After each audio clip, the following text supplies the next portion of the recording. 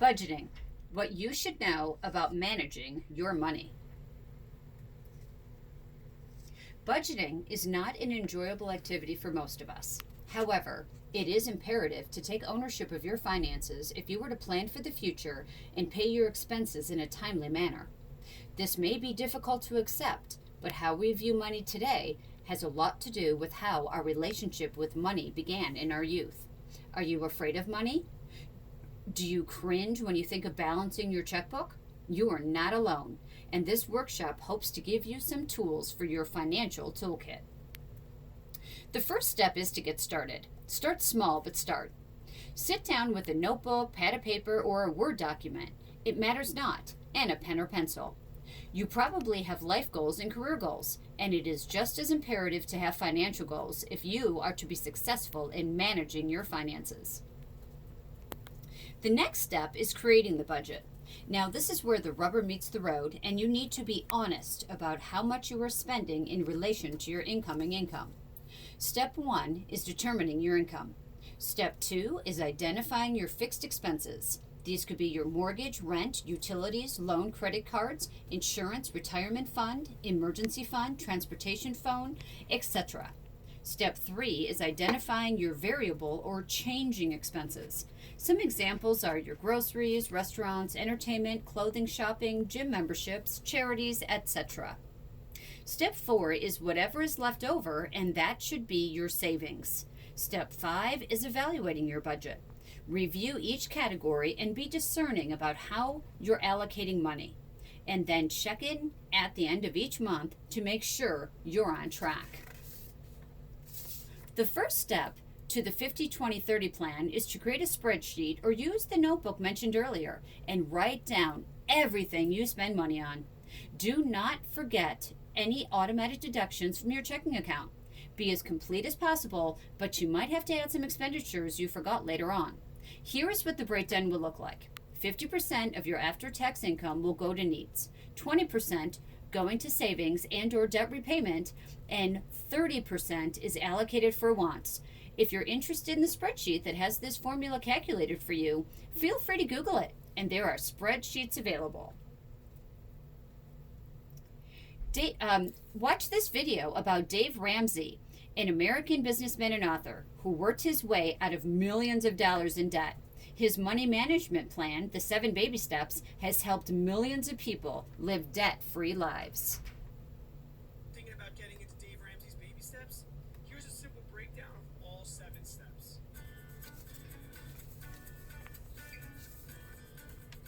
Hey guys, welcome back to my channel. As always, I'm talking about my journey through baby steps and my path to financial freedom. Today, I want to talk about Dave Ramsey's Baby Steps. Now, as somebody that's been following the baby steps for a year, I take for granted the fact that a lot of people don't know who Dave is. And I just found this out when I finally broke to my friends and family that I was following this mysterious get out of debt plan. And over again, people said to me, who the hell is Dave Ramsey? So I figured I would take a very simple approach and give you all of Dave's 7 steps broken down in the simplest form. Baby step 1. Create a $1,000 emergency fund. Now, what this is designed to do is to help you in times that you would have spent money on a credit card. This could be anything. This is your rainy day fund. This is the money that you will need to help you progress through the process and help you get out of debt. For some people, this could be the scariest step. This is where Dave says you need to get intense. You need to find a way to save this money as fast as possible. Because once you have that $1,000 emergency fund, now you could really start to get to the crux of the matter. Now you could really start to break down your debt and really start to make progress towards your goal. For some people, this is an easy step. For others, it's really difficult. That depends on you. This $1,000 doesn't go in the bank. It's not for savings. It's not for spending. It is strictly there for emergencies. Now, for some people, emergencies mean different things, so that's something you're going to have to think about.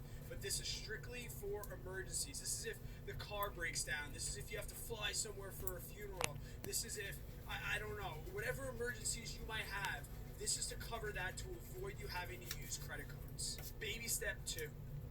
Get out of debt using the debt snowball. Now, what the debt snowball is, you are going to list every single one of your debts that does not include your mortgage. This is credit cards, medical bills, student loans, car payments, whatever you have. You are going to list them from the amount of payoff from the least to the smallest. And what you are going to start to do is you are going to attack that smallest one first, regardless of the interest. You are just going to attack that smallest debt first while paying just the minimums on everything else. I have a video that shows the difference between the debt snowball and the debt avalanche, which is paying off the highest interest first. You can check that in the card above, but for right now, Dave just wants us to focus on the debt snowball. Once you have that first debt knocked off, what you're going to do is you're going to take the minimum payment from that, and you are going to apply that minimum payment to the next debt. And now that debt is going to have two payments that are going to be attacking it while still continuing the minimums on all the ones under it. By the time you get to the last debt, you will have taken all of the minimum payments through all of your consumer debts to attack that last debt with a vengeance. This could be a really frustrating step for a lot of people. I know for me, I was looking at 4 years to pay off baby step 2. This could be a grind, okay? But when you start knocking off those debts and they start coming out of your life and you start cutting credit cards up, it really, really helps you build momentum. If you get caught in a rut, check out my video about the 5 tips to stay, focused during the grind that is baby step 2. Now, baby steps 3 through 7 are uncharted territory for me, so I can only tell you what I know and what I've read. Step 3 is to accumulate 3 to 6 months of living expenses. Now, why 3 to 6 months? For me, my interpretation is it depends on how secure your income is. If you have a pretty secure income and you know that money's going to be coming in and you're having no problem paying off your bills, then you could probably go down closer to that 3 months of expenses. If you have an unsecure job or your wages fluctuate throughout the seasons, then maybe you want to go further towards that 6 months of expenses. For me, I have a pretty secure job. I'm pretty sure when I get there, I'm probably just going to cut the middle and do 4.5 to 5 months of living expenses just to be safe. Baby step number 4. Take 15% of your income and start to invest that money to let that money start to work for you. This could be in IRAs, in Roth IRAs, in pre-tax accounts. This is for retirement. This is where you are going to earn money on your money. This is where you take hold of compound interest. And this is where you really start to look forward into your future. Baby step 5 is for those of us that have children. Baby step 5 is to start to save for college. Now, you can use different types of funds. There's 529s, an ESA, which is an education savings account. You could do any of those things. If you don't have any children, you can skip right past this step. Baby step 6, take all of the money outside that 15% that you're investing and attack your mortgage. Pay off that house. No more house payments. If you have an old house payment, this might be the time that you're thinking about refinancing and getting yourself a 15-year fixed mortgage to really knock down your interest and really help you attack that debt. If you look at the whole program, steps 4, 5, and 6 are all going to be done together. You're going to be investing 15% of your income. You're going to be saving a little bit more for your college, for your kids' college, and then any extra money on top of that is going to go right to your mortgage payment. Kind of like how you used extra money to apply it to the debts in Debt Snowball. And the last step, baby step 7, the step that we all dream in the debt-free community. This is the time where we get to really build wealth and give and be generous. This is where you hear Dave Ramsey say, this is where we get to live and give like nobody else. At this point, we have no debt, we have no house payment, and our money's been working for us in investments for however long. Now we can take that money that we've been putting towards all of our debts for all those years. For me right now, it's $3,500 that I pay for consumer debt. You can now take your mortgage payment. My mortgage payment is another $1,600, and we can take that money, and every single month, that money goes in our pocket for us to live and for us to move forward. If you're thinking about joining Dave Ramsey's Baby Steps and you like this video, please give it a thumbs up. Consider subscribing to see more videos like this and to follow my journey through the debt snowball.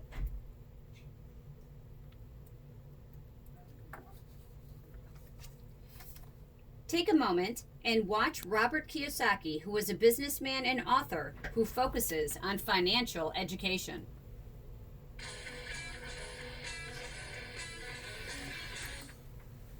As as I said, starting at the age of 9, my rich dad started teaching me to be a rich man by playing the game Monopoly.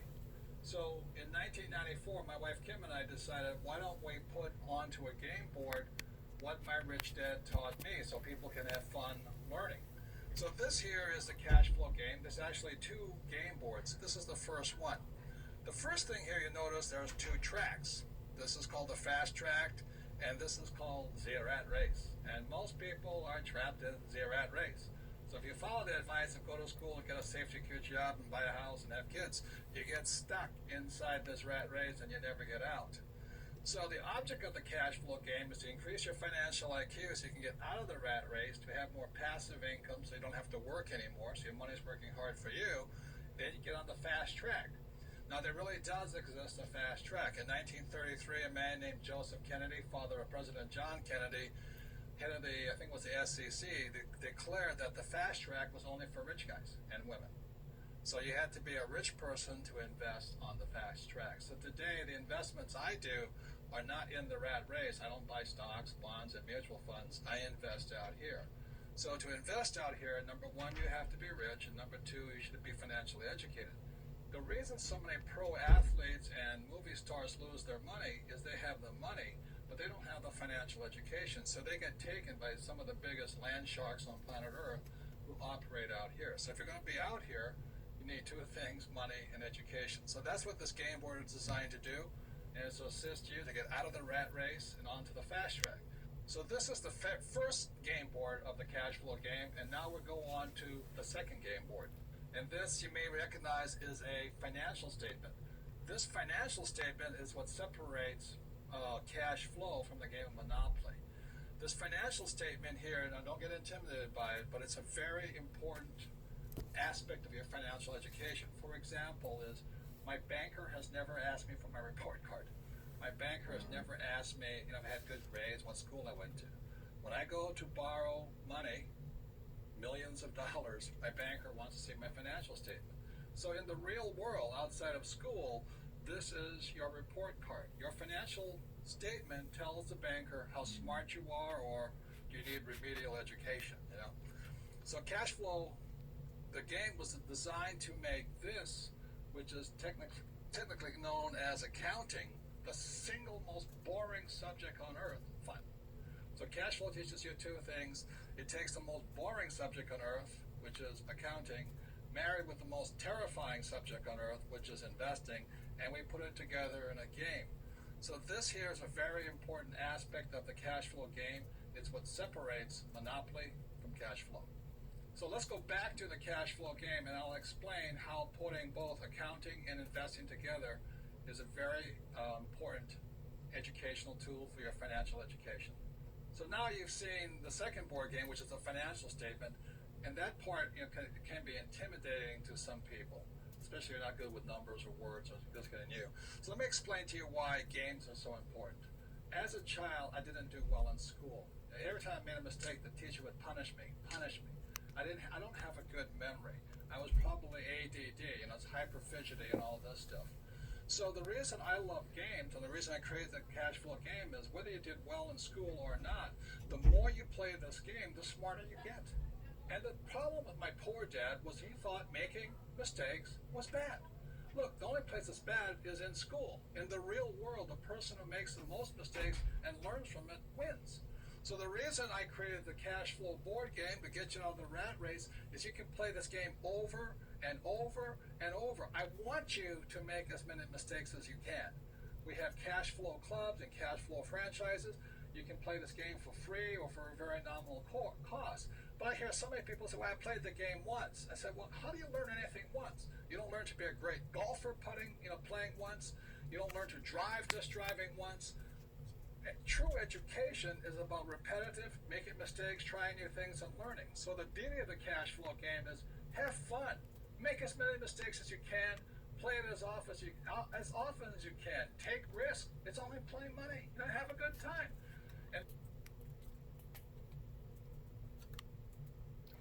Now, this video discusses the history of the Monopoly game and how it is used in teaching financial literacy. The board game Monopoly has been around for a very long time. In American drag on too long, earning the nickname Monotony. But the game has a remarkable history that reaches back to the early 20th century. David Begnaud is here with that story. Good morning, David. Vanita, good morning.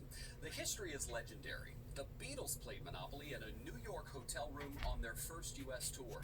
The game was even used to smuggle money and maps to POWs during World War II. And it turns out the game's history is scandalous, and today's version is nothing like what it was meant to be. This is $800 rent instead of $330. It's a Tuesday morning in Southern California, and Timothy Vandenberg, the second-ranked competitive Monopoly player in the country, is using the game to teach math to his 6th grade class. He's at like 38 away. But his tips are the tools that every Monopoly player should know. Number one, the oranges are king, but anything could win except for the browns. Number two, build to the 3-house level. That's when you get your best return on investment. And number three, think ahead. Now that's a major life skill we want our children and adults these days. Plan ahead. Now you want to build. It's ironic that Vandenberg uses the board game to educate, because that is exactly what it was created for, before it became an American icon. If Monopoly had a detective token, it would go to Mary Pallant. Connecticut Avenue, $120. I'm totally buying it. Part journalist, part sleuth, Pallant exhausted 5 years researching the game's origin. I set out to find out the truth about Monopoly, and I didn't know where that was going to take me. Her findings are revealed in The Monopolists: obsession, fury, and the scandal behind the world's favorite board game. I, like most people, thought that Monopoly was invented during the Great Depression. I, like a lot of people, had heard this story that a man invented it. His name was Charles Darrow, sells it to Parker Brothers, rags to riches, Cinderella story, all is great. The problem is that's not exactly true. The truth Pallant discovered is that a woman, Elizabeth McGee, invented the game in 1903 as a protest against big money of the Gilded Age. The Carnegies, the Rockefellers, the Vanderbilts, the Morgans of the world. There was an amount of wealth being created in this country that was concentrated among a few people that we had never really seen before. So she makes a board game as a teaching tool to try and teach about the evils of Monopoly. She called her square board, complete with a go-to-jail space, the Landlord's Game. How did it get away from her? So it gets a little complicated. She patents her game in 1904, and it spreads as a folk game. It goes viral, like turn-of-the-century style. It's played in Boston, in New York, in Philly, and as people are playing it, they're making the board their own. By the early 1930s, the Quakers of Atlantic City renamed spaces on the board with iconic properties like Boardwalk and Park Place. By then, the entire game had changed. So who came up with that name Monopoly? When Lizzie McGee creates the Landlord's Game, she talks in her rules extensively about monopolies and anti-monopolies. So it's not long, almost immediately after, people start calling it the Monopoly game. It was the height of the Great Depression when an unemployed Philadelphia man named Charles Darrow discovered the already popular game through a friend of his. He made his own version, and on March 19, 1935, he sold the rights to a game maker. This is the original game that Charles Darrow gave to Parker Brothers. Hasbro's Vice President of Gaming Marketing, Jonathan Berkowitz, showed us this version, printed on the back of a tablecloth, displayed at the company's headquarters in Pawtucket, Rhode Island. Parker Brothers was acquired by Hasbro in 1991. This week, company executives, right alongside Mr. Monopoly, celebrated the 80th anniversary of Darrow's game by ringing the closing bell at the NASDAQ. Over 1 billion people have played Monopoly around the world. It's in 114 countries and 47 different languages. So it's a very, very global game. Hasbro acknowledges that Monopoly was inspired by Lizzie McGee, but How to save money in your budget. Discount stores are a great way to help you save money in your budget. Secondhand stores such as Goodwill, the Salvation Army, or garage sales or online marketplaces. Discount grocery stores such as Aldi, Save-A-Lot, and Big Lots also can help you. Coupons using newspaper and online coupons will also help you. And you can also choose to pack your lunch or eat out. The choice is yours, but packing your lunch will help you save more money. Other tools to help you stay on track. Savings. Remember to pay yourself first. Shop around for good interest rates. Banks want to conduct business with you. It is worth the effort. Investigate ways how to consolidate your debt and your bills. You can also shop around for insurance. Is it possible to consolidate your auto and home insurance for a lower rate? Do you have other family members shopping for insurance? Perhaps there is a family discount available to you. Ask questions. It can't hurt. And don't forget to negotiate. Your mobile service might be up for renewal. It's always good to comparison shop. Direct deposit helps not only you, but your employer. It saves them money. It also assists you because you won't lose the check, and it can be directly funneled into your savings account or your retirement savings. After a while, you won't miss the amount being deposited into your savings account, but it will be nice to watch your amounts grow over time. Automatic withdrawals are beneficial because they are taken out of your account on time, and this can help you pay your bills and other loans without being assessed late fees. Moderation comes into play here because you are going to be saving and setting your goals slowly. If you start off slowly, you are more likely to be successful. Rewards are the best. When you have created the entertainment, restaurant, or clothes shopping category, you will be able to actually use it after all of your bills and needs have been paid. You will also have the knowledge and bragging rights that you were able to make the purchase with money left over from your budget.